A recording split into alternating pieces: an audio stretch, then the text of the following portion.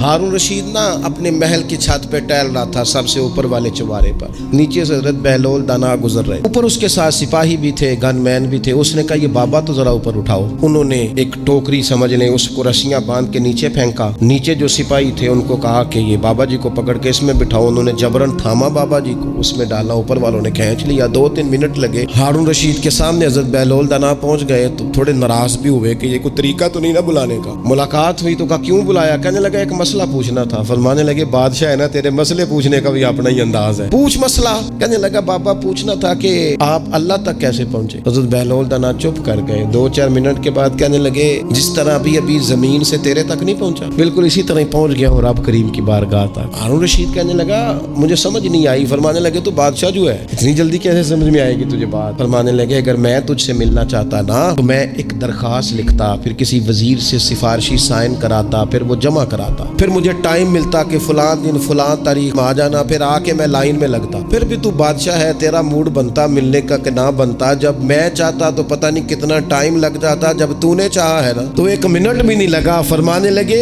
मैंने दावा ही नहीं किया कि मैं जद्दोजहद करके पहुंचूंगा, मैंने तो रब की बारगाह में आजिज़ी की है, फिर रब ने ही करम फरमाया है, उसी ने मेहरबानी की है।